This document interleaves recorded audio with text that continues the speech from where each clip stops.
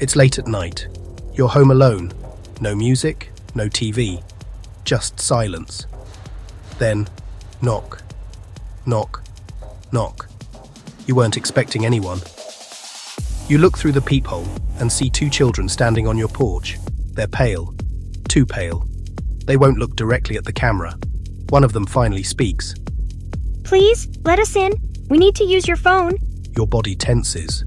Your instincts are screaming no, but you don't know why. Then they lift their heads, and where their eyes should be, there is nothing but solid black. No whites, no pupils, just darkness. These are the black-eyed children, and once you open the door, the stories say you don't walk away unchanged. Chapter 1. What are the black-eyed children? In the quiet corners of the digital age, a new strain of American folklore has taken root, spreading not by word of mouth around a campfire, but through the cold glow of computer screens and hushed online forums. It's a story that feels unnervingly modern, yet taps into our most ancient fears. This phenomenon, which began to surface in the mid-1990s, is known by a simple, chilling name: the black-eyed children, often called Becks. The accounts, though varying in location and circumstance, share a core narrative that is remarkably consistent. It begins with a knock at the door or a tap on a car window late at night. The person who answers finds themselves confronted by figures that, at first glance, seem ordinary, if a little out of place. They appear as children or teenagers, usually in pairs. This is perhaps the most insidious part of the encounter, the calculated use of innocence as a disguise. We are culturally and biologically programmed to help a child in need, to offer them shelter and protection. The Becks exploit this fundamental human impulse, turning our own compassion into a weapon against us. Their clothing is another unsettling detail. Witnesses consistently describe them as wearing outdated or unusually plain garments. The clothes are often too large or too small, simple, dark, and devoid of any modern logos or styles. It's as if they are wearing a costume, an imprecise imitation of what a normal child is supposed to look like, assembled by something that doesn't quite understand. When they speak, their voices are described as flat, emotionless, and strangely articulate for their apparent age. They are polite, but their speech is monotone, lacking the natural cadence and inflection of a human voice. It's a rehearsed mechanical delivery that only amplifies the growing sense of wrongness. But these are just the preliminary details, the subtle notes in a symphony of dread. The true horror of the encounter is revealed when the witness, compelled by a strange mix of curiosity and unease, looks closer. When they finally meet their gaze, and that is when they see the most disturbing feature of all. They have completely black eyes, no sclera, no iris, just void.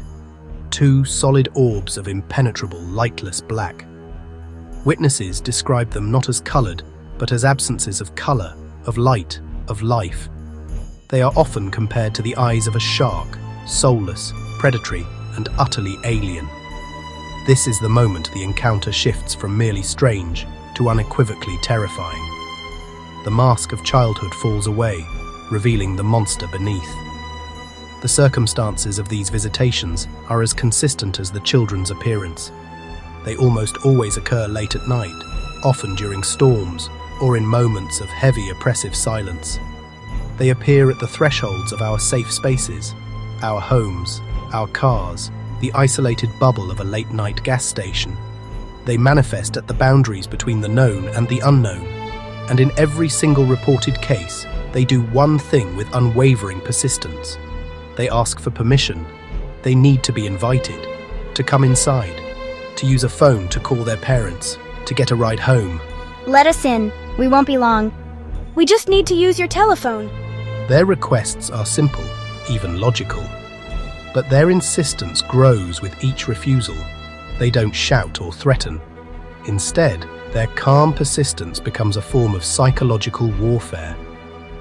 This rule of entry is a cornerstone of the legend, echoing ancient vampire and demon lore. Whatever these entities are, they seem bound by a law that requires our consent. They cannot cross a threshold uninvited. This single fact is the only defense a person has. But what truly makes these encounters the stuff of modern nightmares isn't just how they look or what they say. It's how people when they see them. Witnesses consistently describe an immediate and overwhelming wave of dread. It's a primal, paralyzing fear that settles in the pit of the stomach, cold and heavy.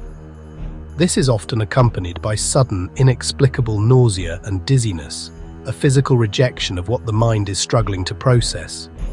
They report an intense, irrational fear with no clear logical reason. It's a feeling of being prey, of being in the presence of a predator that wears human skin. Crucially, many report this feeling begins they even see the eyes. The moment the children come into view, an internal alarm begins to sound. It's the powerful, undeniable urge to lock the door, to drive away, to run.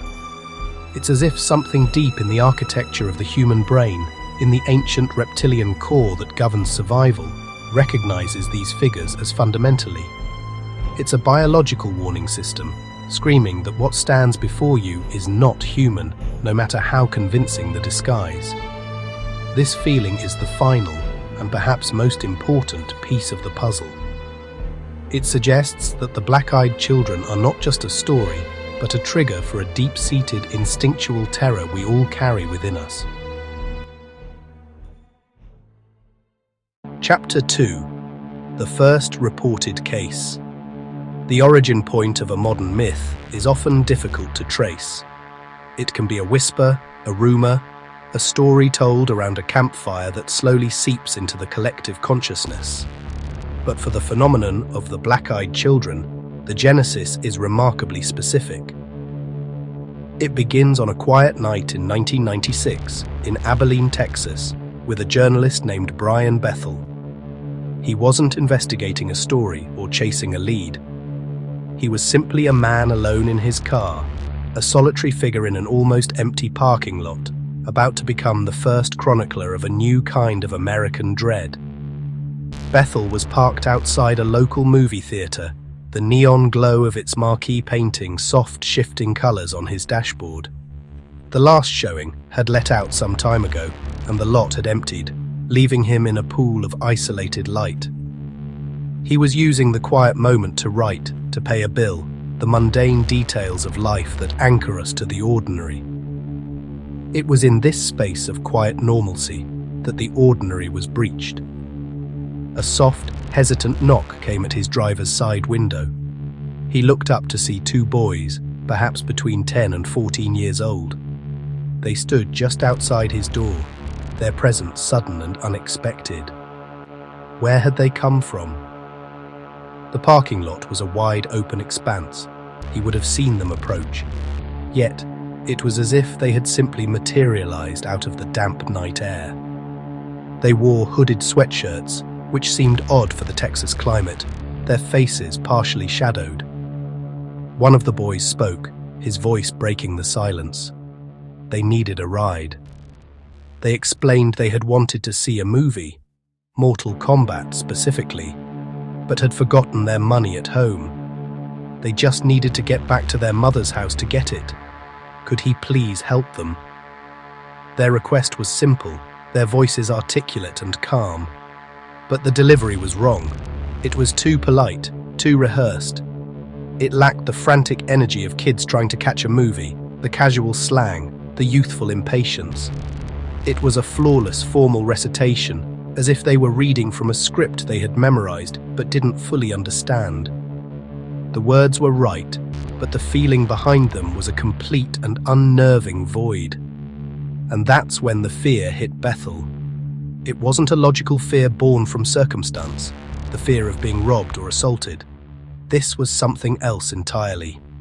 A deep, primal, and overwhelming terror that flooded his system without reason or warning. It was a fight-or-flight response of an animal sensing a predator it cannot see. His mind screamed a single powerful command: do not let them in. His hand, which had instinctively started to move toward the lock, froze in place. Every rational part of his brain was at war with this sudden, suffocating panic. They were just kids. What was he so afraid of? He tried to reason with himself, to push the feeling down, but it was like trying to hold back the tide. Something was profoundly, existentially wrong with the two boys standing outside his car. The lead boy spoke again, his tone shifting. The politeness was still there, but now it was laced with a strange, persuasive urgency. "We can't get in your car unless you tell us it's okay," he said. "Just let us in and we'll be gone." The statement was bizarre. It wasn't a request anymore, it was a declaration of a rule that implied Bethel held a specific power, the power of invitation. The fear intensified.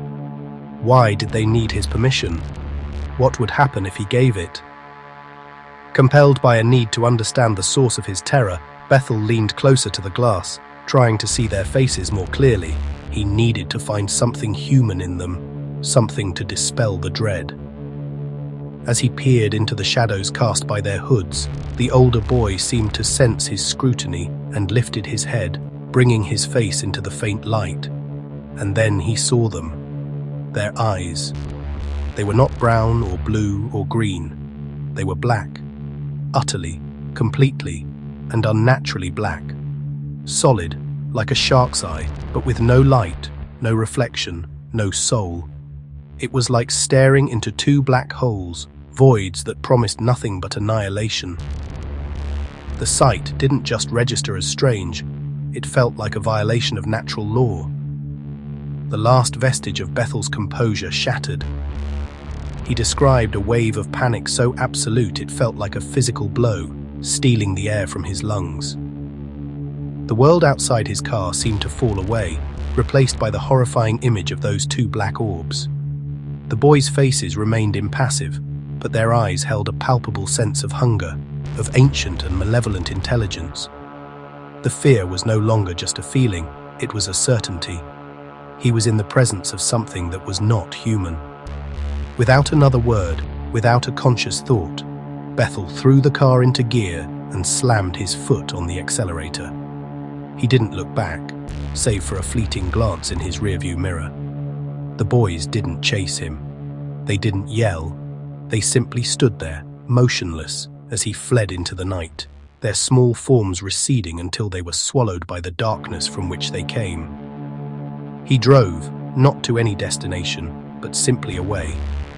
The adrenaline coursed through him, his heart hammering against his ribs. It was only later, after the initial shock began to subside, that his journalistic instincts kicked back in. He started to piece together the inconsistencies, the details that didn't add up. The boys had said they wanted to see Mortal Kombat, but the last screening had ended hours ago. There was no way for them to get their money and return in time.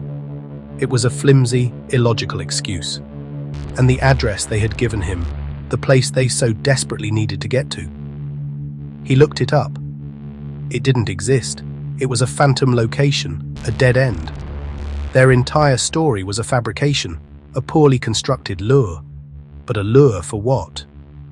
Haunted by the experience, Bethel did what writers do. He wrote it down. In early 1998, he posted his account to an online mailing list, a digital message in a bottle cast into the nascent sea of the internet. He shared every detail, the strange formal speech, the overwhelming sense of dread, the impossible black eyes, and their chilling insistence on being invited in. He expected disbelief, perhaps ridicule. He did not expect what happened next. His story didn't vanish into the ether, it ignited. People began to come forward, not just from Texas, but from all over the country, and eventually, the world. They weren't sharing similar ideas or expanding on his fiction. They were sharing their own experiences. Stories of children appearing at their doorsteps on stormy nights, encounters on lonely roads, in quiet hotel hallways. And the details were always, terrifyingly, the same. A simple, urgent request. A feeling of inexplicable, paralyzing fear. And the final, horrifying reveal. The solid, black eyes. Brian Bethel's post had not created a story. It had given a name to something that was already there, lurking in the shadows of our world. He had opened the door, not to his car, but to a global phenomenon. Chapter 3. Common patterns that can't be ignored. Across hundreds of reports, spanning decades and continents, the same chilling details repeat. They are not random coincidences. They are signatures, a tapestry of dread woven from common threads, each one adding to a portrait of something that is organized, patient, and utterly alien. Over and over, witnesses who have never met, who live thousands of miles apart, describe the exact same sequence of events. It's in this repetition, this unnerving consistency, that the true horror of the phenomenon begins to take shape. These are not isolated nightmares. They are echoes of a single, persistent entity. To understand the threat, we must first understand its methods. Pattern 1. Permission. The children never force entry. This is perhaps the most crucial and mystifying element of the entire phenomenon. They will not break a window.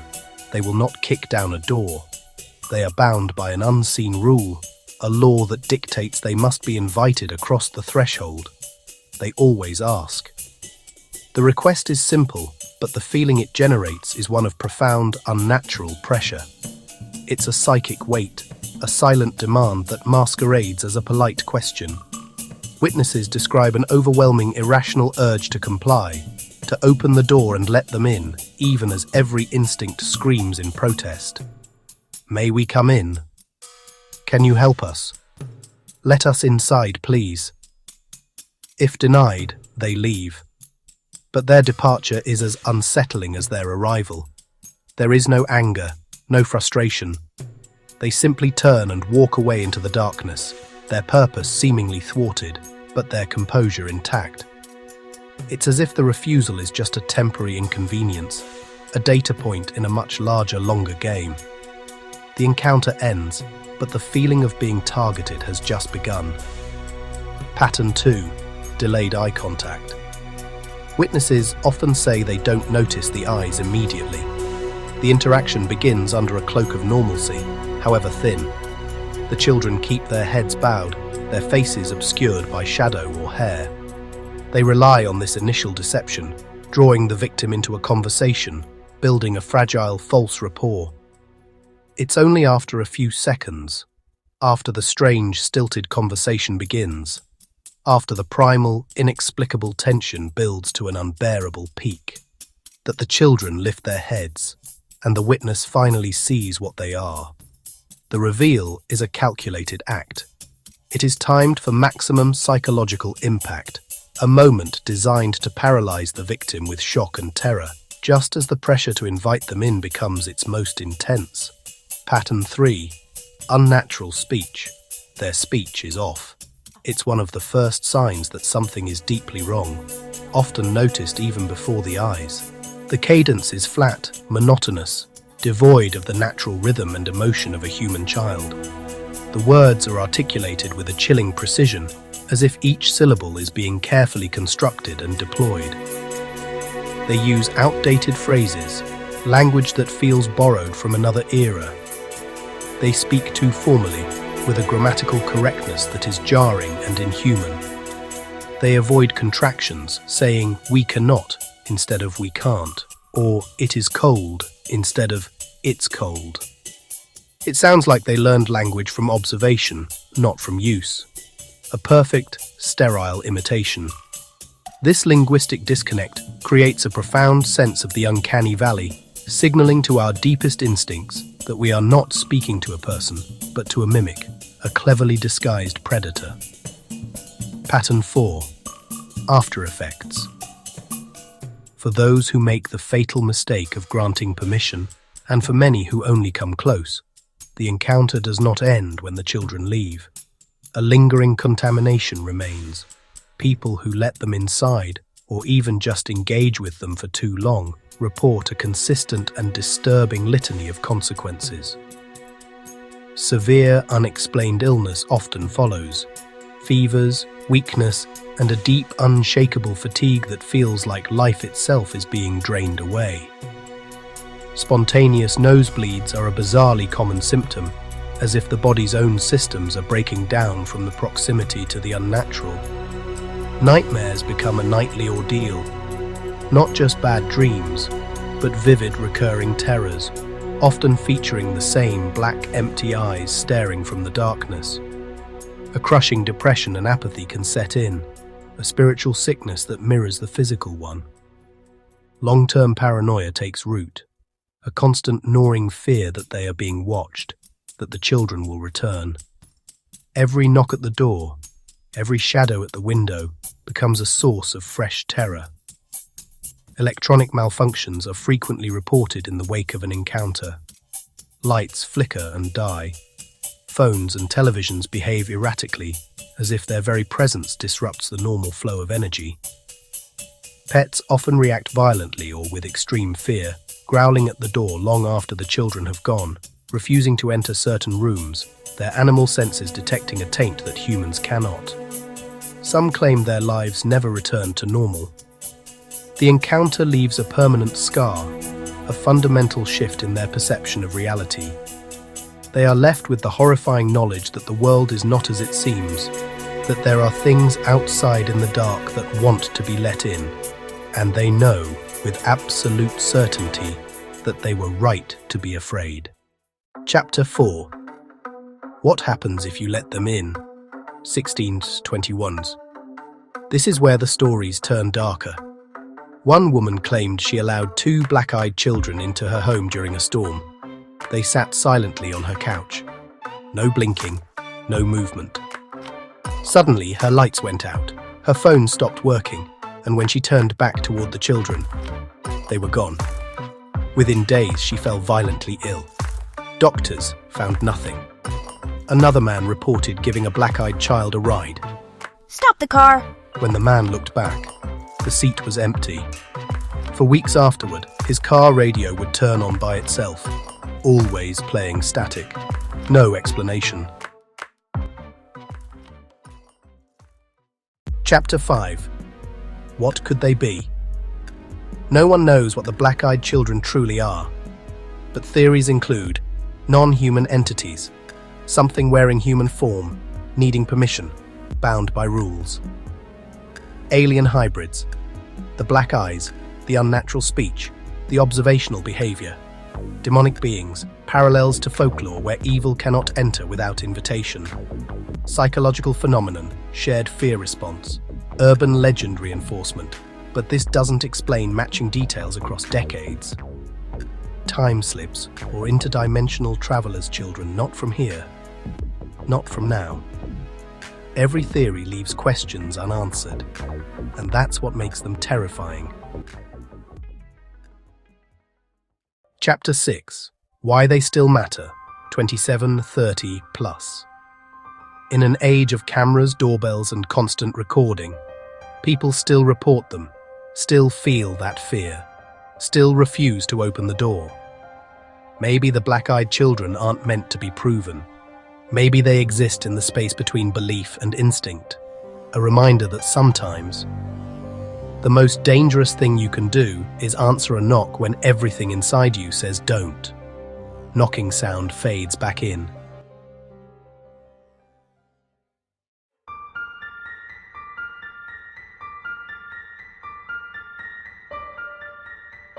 If someone knocked on your door right now, asking to be let in, would you open it, or would you trust your instincts? Subscribe to Hidden America, folklore files for stories buried in the shadows of this country, because some legends are still knocking.